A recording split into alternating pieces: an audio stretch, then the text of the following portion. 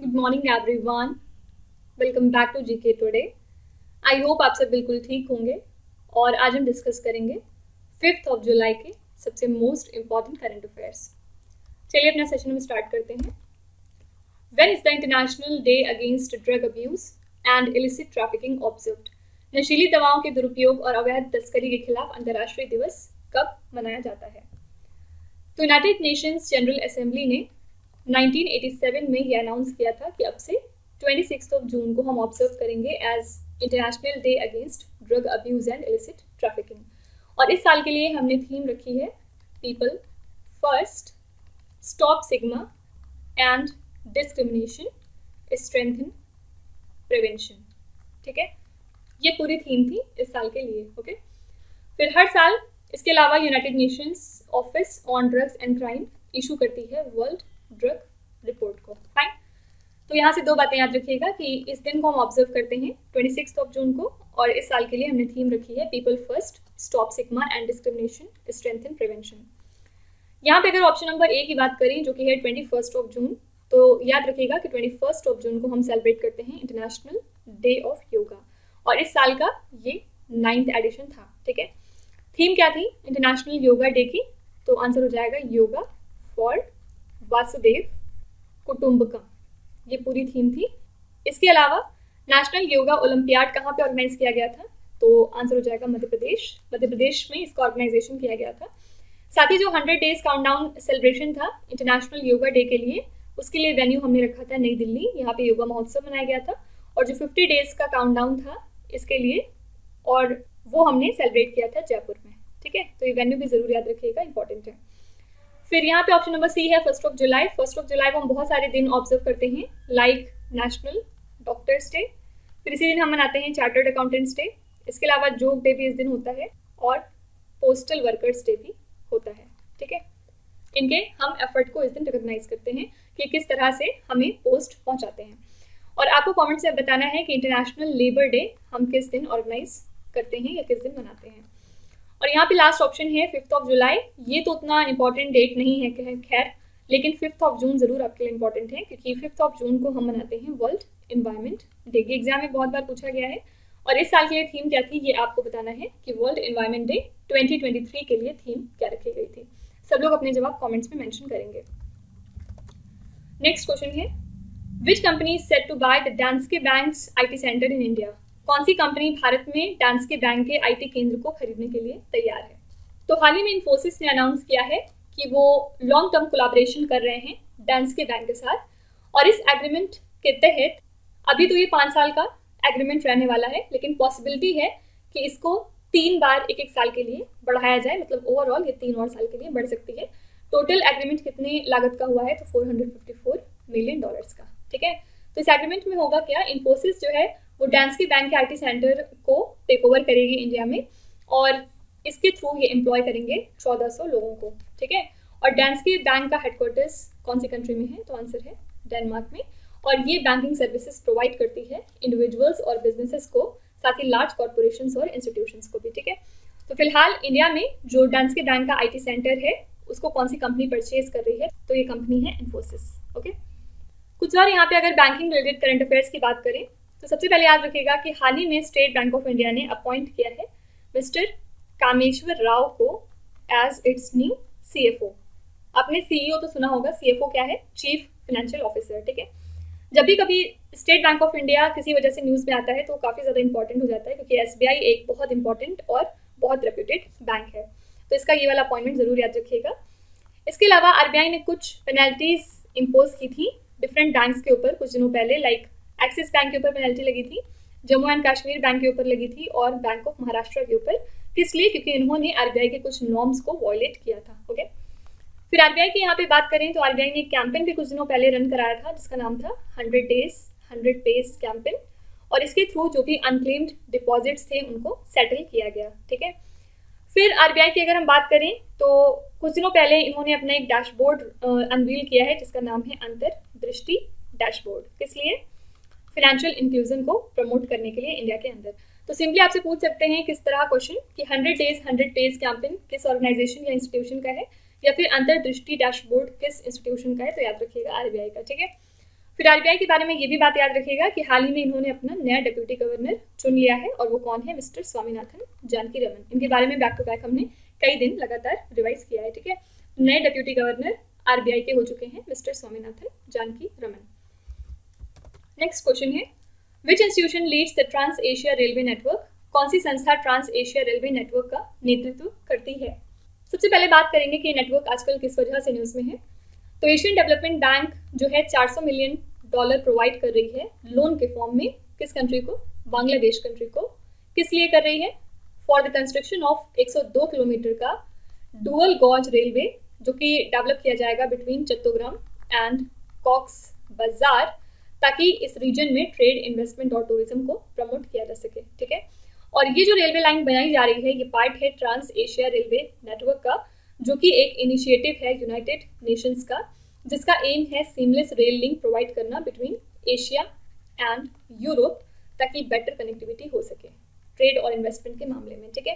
तो बस याद रखिएगा कि ट्रांस एशिया रेलवे नेटवर्क आजकल न्यूज़ में है बिकॉज ऑफ कंट्री बांग्लादेश, और इसी वजह से क्वेश्चन बन सकता है कि इस नेटवर्क को लीड कौन सी इंस्टीट्यूशन करती है, तो आंसर हो जाएगा यूनाइटेड नेशंस।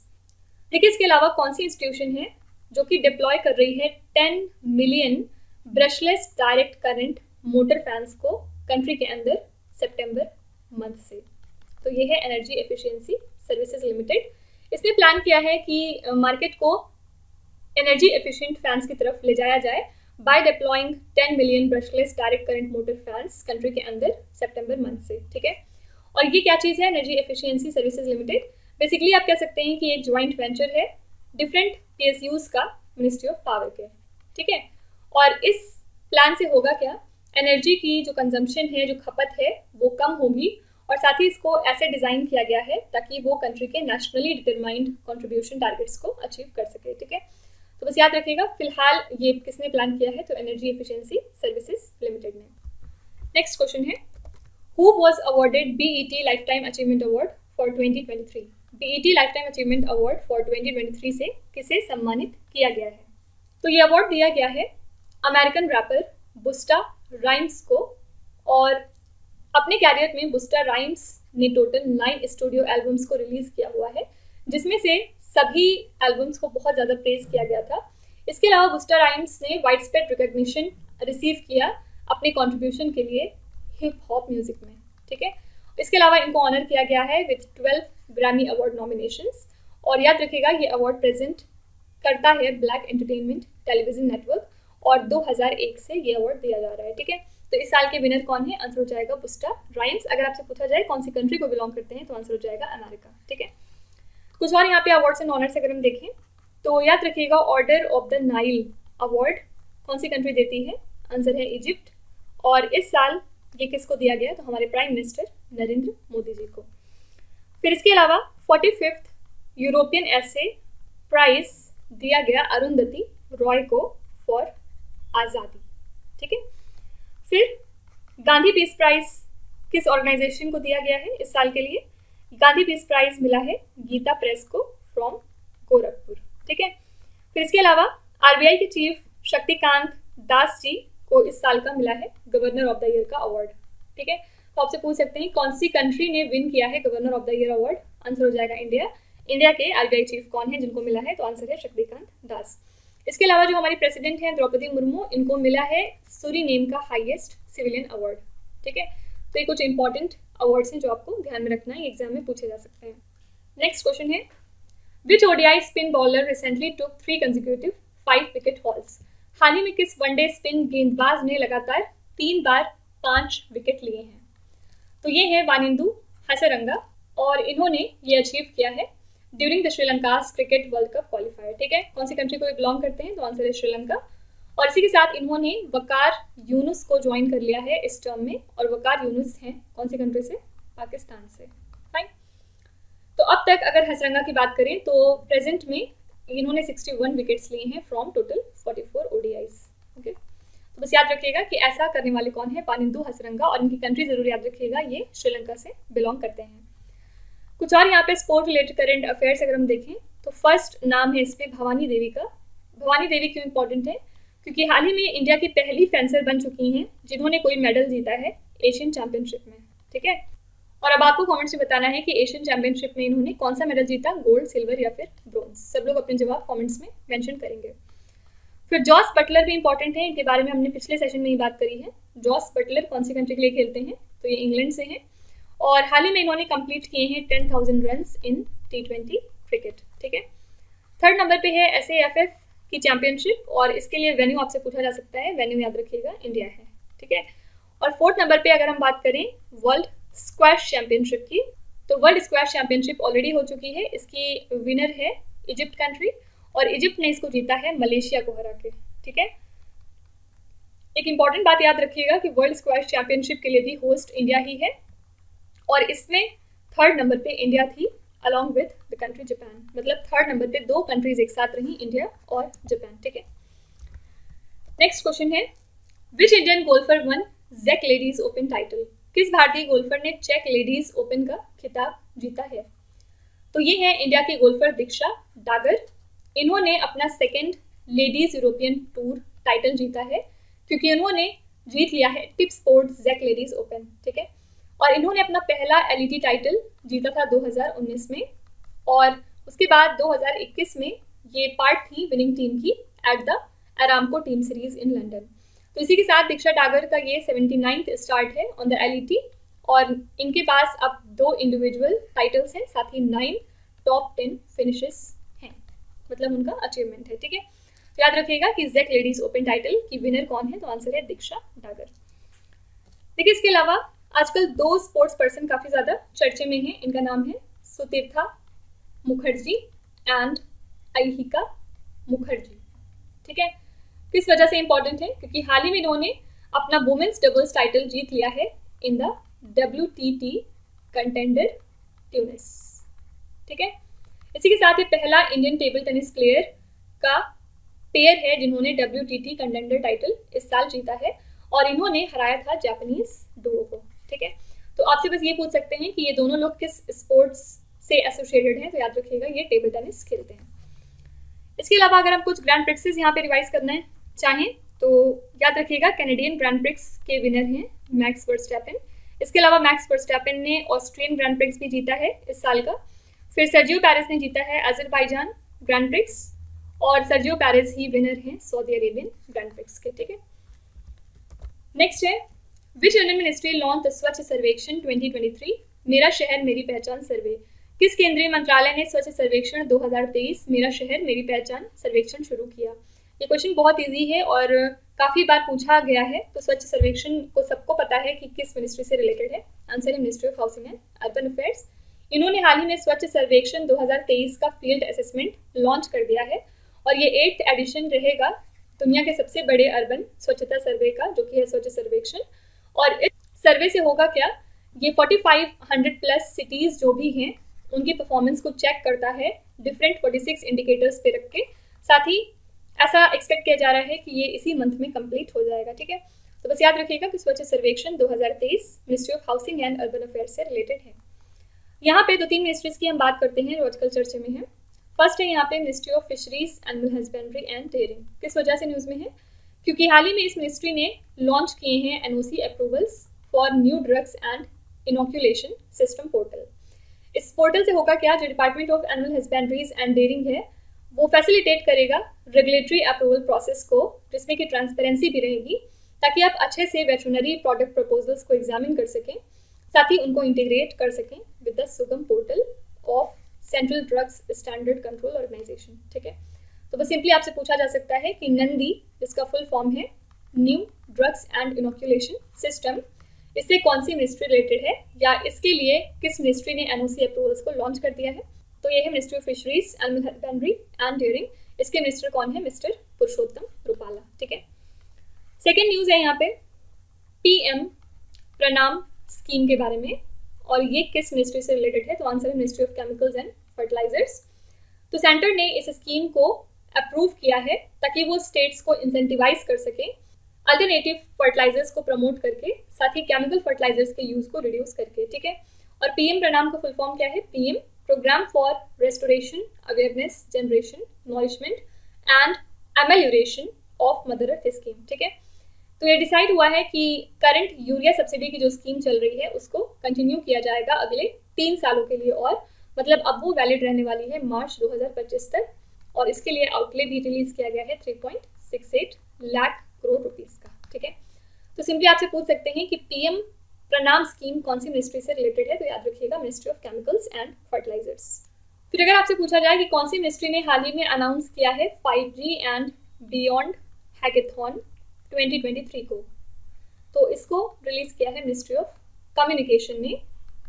और इसका एम क्या है, इंडिया फोकस्ड आइडियाज को शॉर्टलिस्ट करना जिनको कि आप workable 5G and beyond products में कन्वर्ट कर सकते हैं, और 100 विनर्स को यहाँ पे चूज किया जाएगा जो कि total price of 1 crore rupees को शेयर करेंगे आपस में। ठीक है, तो बस याद रखिएगा कि 5G एंड बियॉन्ड हैकेथॉन 2023 को किस मिनिस्ट्री ने अनाउंस किया, तो आंसर हो जाएगा मिनिस्ट्री ऑफ कम्युनिकेशन।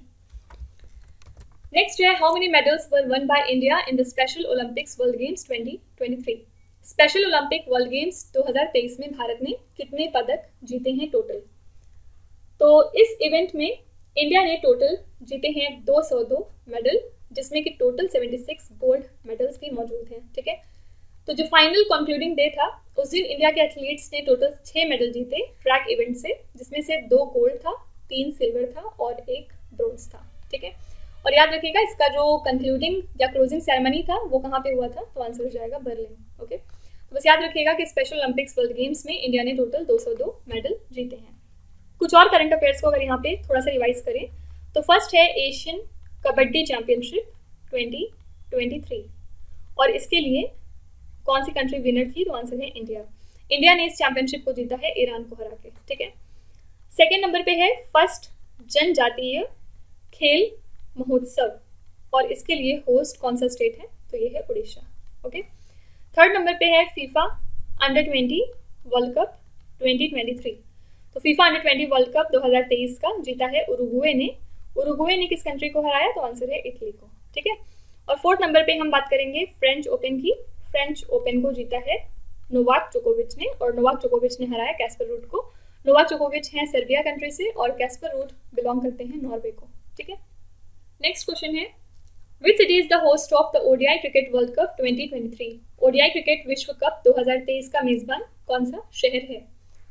तो इंटरनेशनल क्रिकेट काउंसिल ने अनाउंस किया कि जो 2023 का men's ODI cricket world cup है वो होगा अहमदाबाद में। ठीक है, कब होगा, 5 अक्टूबर को। कहाँ पे, नरेंद्र मोदी स्टेडियम में। ठीक है, आंसर हो जाएगा अहमदाबाद। कुछ और यहाँ पे अगर समिट एंड कॉन्फ्रेंसेस देखें तो G20 की जो SAI समिट थी, मतलब सुप्रीम ऑडिट इंस्टीट्यूशन समिट, उसके लिए वेन्यू रखा गया था गोवा। फिर इंडिया और यूरोपियन यूनियन की जो कनेक्टिविटी कॉन्फ्रेंस थी, इसके लिए कौन सा स्टेट होस्ट था, तो ये है मेघालय स्टेट। ठीक है, इसके बाद है 8th एडिशन की ग्लोबल फार्मास्यूटिकल क्वालिटी समिट 2023, और इसके लिए होस्ट है मुंबई। ओके, फिर इसके बाद है Y20 की मीट, और Y20 की मीट के लिए होस्ट है कश्मीर।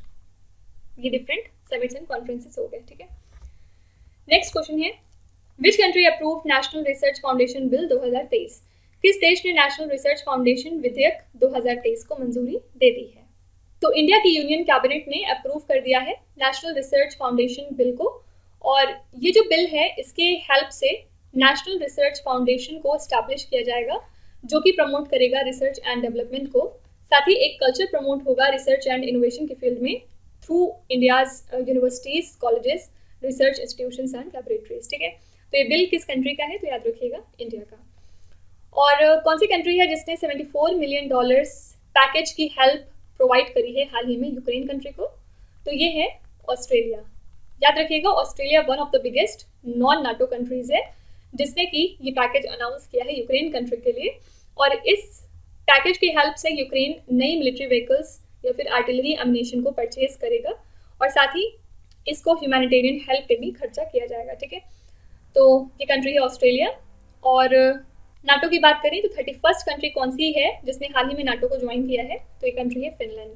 और नाटो का फुल फॉर्म क्या है, नॉर्थ अटलांटिक ट्रीटी ऑर्गेनाइजेशन। इसका हेडक्वार्टर्स है ब्रुसेल्स इन बेल्जियम। ठीक है, लास्ट क्वेश्चन देखेंगे, विच स्टेट और the union territory is implementing the अन्न भाग्य स्कीम। कौन सा राज्य या फिर केंद्र शासित प्रदेश अन्न भाग्य योजना लागू कर रहा है। तो इस स्कीम के बारे में हमने पहले भी बात करी है। ये स्कीम है कर्नाटका स्टेट की, और किस वजह से आजकल न्यूज़ में है, क्योंकि टेम्परेरी बेसिस पे कर्नाटका गवर्नमेंट ने डिसाइड किया है कि 170 रुपीज़ पर पर्सन पर मंथ 1 जुलाई से प्रोवाइड किया जाएगा उन सभी लोगों को जो इस स्कीम में बेनिफिशरीज हैं। और ऐसा किया जा रहा है for the replacement of the promised 5 kg of free rice. तो ऐसा प्रॉमिस किया गया था कि हर मंथ ऐसे बेनिफिशरीज को 5 किलो का फ्री चावल दिया जाएगा, लेकिन फूड कॉर्पोरेशन ऑफ इंडिया ने रिफ्यूज़ कर दिया है to sell rice to the Karnataka state. इसी वजह से कर्नाटका स्टेट के पास अब एनफ ग्रेन्स नहीं है लोगों को देने के लिए, और यही रीज़न है कि अब 170 रुपीज़ रिप्लेसमेंट के तौर पे दिया जा रहा है। ठीक है, तो ये स्कीम कौन से स्टेट की हो गई? आंसर है कर्नाटका। लेकिन इसके अलावा एक इम्पॉर्टेंट वैरायटी होती है पाइनएप्पल की, जिसका नाम है क्वीन पाइनएप्पल। आपको बताना है कि किस स्टेट में ग्रो किया जाता है। तो सबसे पहले आपको याद रखना है कि इंटरनेशनल पाइनएप्पल डे हम सेलिब्रेट करते हैं 27 जून को हर साल, और one of the finest varieties है पाइनएप्पल की, जिसको आप क्वीन पाइनएप्पल कहते हैं। ये पर्टिकुलरली ग्रो की जाती है त्रिपुरा स्टेट में। ठीक है, तो बस यही याद रखिएगा। और त्रिपुरा के बारे में हमने कल क्या पढ़ा था? खर्ची पूजा। खर्ची पूजा इस स्टेट में स्टार्ट हो चुकी है।